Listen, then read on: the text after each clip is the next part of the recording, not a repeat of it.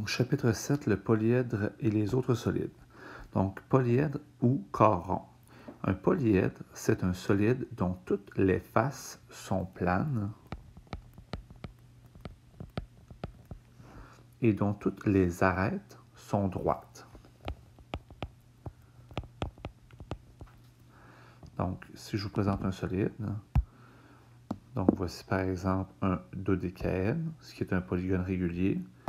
Si on le regarde comme il faut, donc toutes ces faces qui sont des polygones réguliers dans ce cas-ci sont planes, il n'y a pas de face courbe.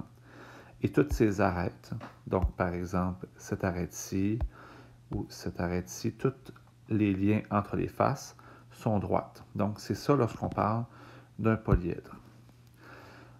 On regroupe entre autres à l'intérieur des polyèdres les prismes et les pyramides.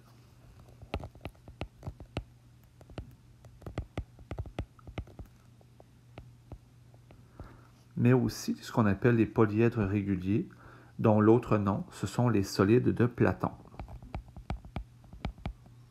Donc découverts par le mathématicien grec Platon. Donc vous pouvez souligner que les polyèdres réguliers s'appellent aussi les solides de Platon.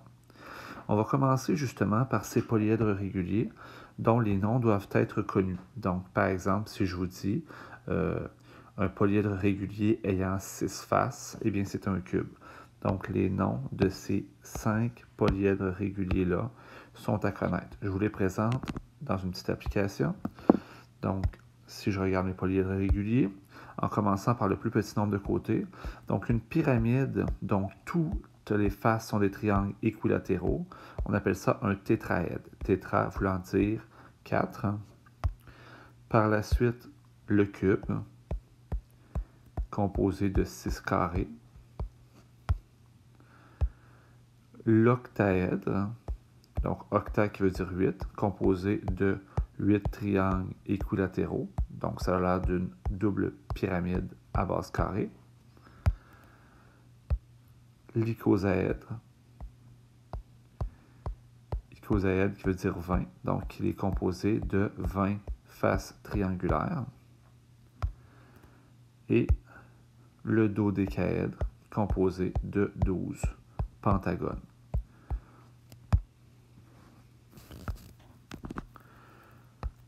Ensuite viennent les prismes et les pyramides. Donc ça ici, on appelle ça un prisme à base pentagonale. Donc un prisme,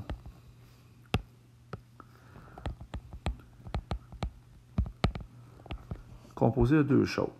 Première des choses, il est composé d'une majorité de rectangles.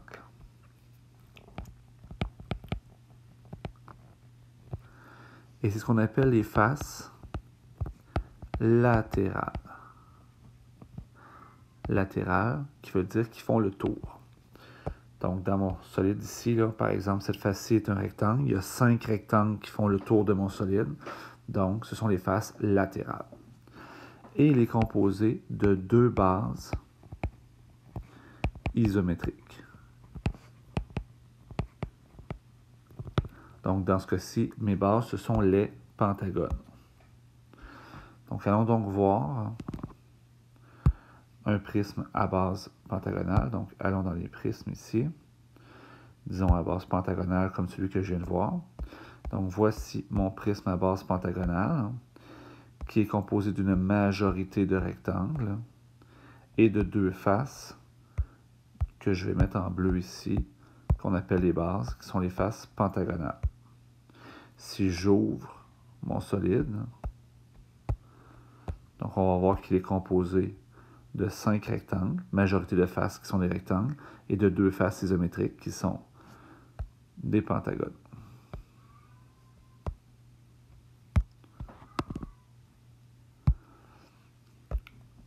Les pyramides, elles, donc les pyramides, sont composées d'une majorité de triangles et elle a une seule base. Et les triangles, qui sont la majorité, on les appelle les faces latérales. Donc, pourquoi latérales? Parce qu'elles font le tour, bien entendu, et on considère que la pyramide doit être assise sur sa base. Même chose d'ailleurs pour mon prisme ici à base pentagonale ou prisme à base carrée. Donc, on considère que le prisme devrait être placé sur sa base, c'est ça sa position normale. Les corps ronds. Donc, les corps ronds, un corps rond est un solide présentant au moins une face courbe. Parmi les corps ronds, on retrouve les cylindres, les cônes et les sphères. Là, au niveau des mathématiciens, il y a une convention qui dit que lorsqu'on parle de la surface, donc l'extérieur, on parle de la sphère. Et si c'est un solide qui est plein, donc qui est rempli, on parle d'une boule. On va s'entendre pour le terme sphère. La relation d'Euler.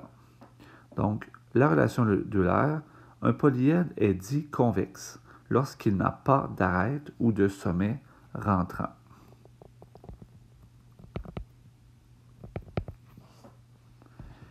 On va aller voir dans nos solides. Donc, ici, tous ces prismes, par exemple, sont des polyèdres convexes, c'est-à-dire qu'il n'y a pas d'arête qui entre à l'intérieur. Même chose pour les pyramides ici. Ce sont toutes des pyramides que l'on dit convexes, car il n'y a pas d'arête qui vient faire un creux à l'intérieur du solide. Donc, c'est ça lorsqu'on parle de polyèdres convexes. Les corps ronds, eux autres, ne sont pas des polyèdres, parce qu'ils ont au moins une face courbe. Donc, voici un cylindre qui a une face courbe ici à l'extérieur. On a le cône qui a une face courbe. On s'entend que ça ici, c'est une face courbe. Et la sphère qui est en elle-même seulement une face courbe. Et en 1752, le mathématicien suisse Euler a remarqué une relation entre le nombre de faces, d'arêtes et de sommets de polyèdres convexes. Il a remarqué que, et avant de vous écrire la relation, on va aller voir un exemple. Donc, supposons mon cube. Donc, mon cube des faces, il y en a 6. Des sommets, il y en a 8. Des arêtes, si je les compte, il y en a 4 sur le dessus, 4 en dessous, 4 verticales, ça m'en fait 12. Donc, la relation qui a été remarquée par Euler, c'est que le nombre de sommets plus le nombre de faces est toujours égal au nombre d'arêtes plus 2, ce qui peut être représenté par S plus F égale A plus 2. Donc ici, dans mon cube, je peux vérifier que sommet 8 plus face 6 est égal à arête 12 plus 2. Effectivement, car 14 est égal à 14. Donc, ce qui fait que le cube, je peux déterminer que c'est un polyèdre convexe. Une pyramide à base carrée. Pyramide à base carrée a 5 faces. Des sommets, elle en a 5. Des arêtes, elle en a 8. Donc, encore ici, 5 plus 5 est égal à 8 plus 2, ce qui fait que 10 est égal à 10. C'est respecté dans tous les polyèdres convexes. Et le tétraèdre, qui est dans le fond une pyramide à base triangulaire, des faces, il y en a 4. Des sommets, il y en a 4. Des arêtes, il y en a 4. Des faces, il y en a 4. Des sommets, il y en a 4. Des arêtes, il y en a 6. Donc, 4 plus 4 est égal à 6 plus 2, ce qui fait 8 égale à 8. Deuxième exemple, un solide possède 5 faces, 5 sommets et 12 arêtes. Est-ce que c'est un polyèdre convexe? On va vérifier. Est-ce que sommet plus face est égal à arête plus 2? Sommet, j'en ai 5, plus face, j'en ai 5, est égal à 12 arêtes plus 2. Ce qui me donne que 10 devrait être égal à 14. On sait que c'est faux. Donc, ce n'est pas un polyèdre convexe.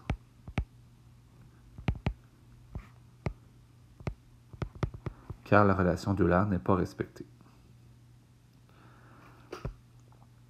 Et dernier exemple, un polyèdre convexe possède 9 arêtes et 7 sommets. Combien a-t-il de faces?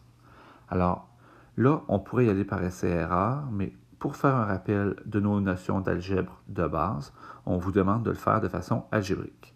Donc, vous commencez toujours donc, dans vos exercices par sommet plus face égale arête plus 2. Et on remplace. Sommet, j'en ai 7. Plus les faces, je ne sais pas combien il y en a. Je peux laisser F, je pourrais mettre X. Est égal à mes arêtes 9 plus 2. Et là, on calcule. 9 plus 2, à droite ici, ça fait 11.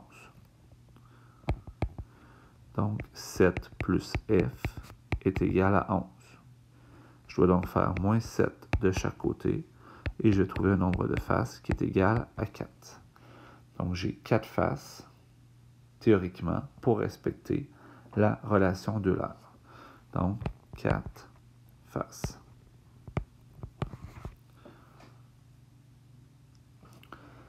Allons voir maintenant les représentations de solides par le développement. Le développement d'un solide est très pratique pour visualiser les différentes faces composant le solide et les mesures de ces dernières. Pour qu'un développement soit valide, il doit représenter toutes les faces reliées entre elles, de façon à ce que repliées le long des arêtes, elles forment le solide. Chaque solide représente plusieurs développements possibles. Donc, ce que vous allez avoir à faire par rapport au développement, on ne vous demandera pas de les dessiner. Vous devez être capable de les reconnaître et vous devez être capable de dire si un développement est bien fait ou pas. Donc, par exemple, dans le premier ici, les bienfaits, et on parle ici, si on le nomme, c'est un prisme à base, car il y a 2 bases avec un S, pentagonal.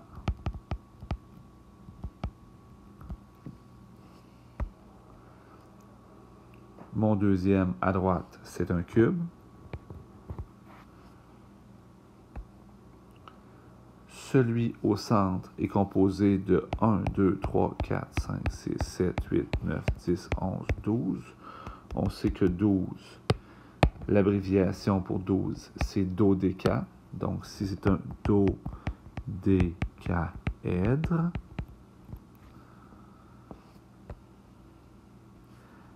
ma pyramide ici est à base carrée. Donc, pyramide à base carrée.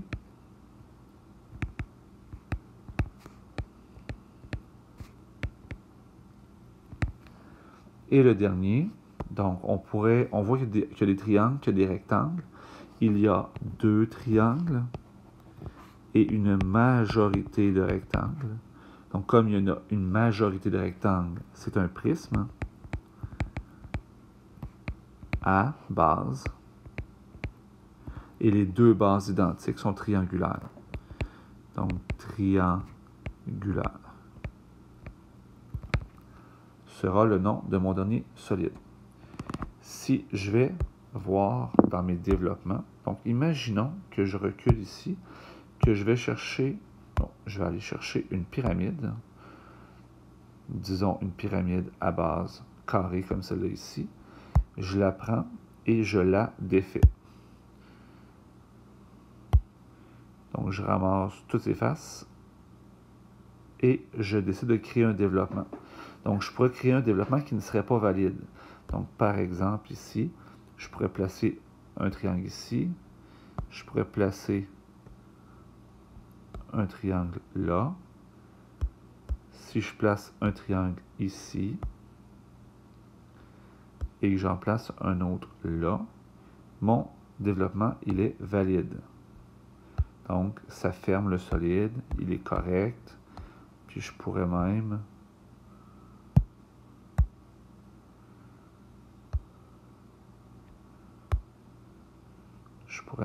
changer de couleur sa base pour bien la voir. Si je fais la même chose,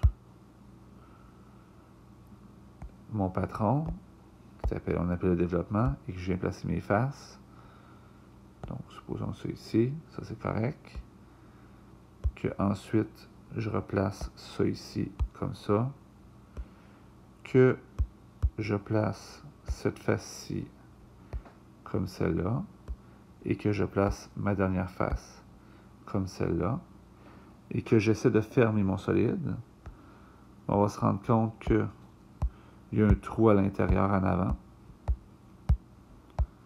et qu'il y a deux faces qui tombent une sur l'autre dans la partie gauche de mon solide. Donc, ce patron-là, ce développement-là n'est pas valide. Donc, vous devez être capable de le reconnaître. C'est ce qui termine le premier bloc de notes de cours. Vous pouvez passer aux exercices et on se revoit dans la prochaine capsule.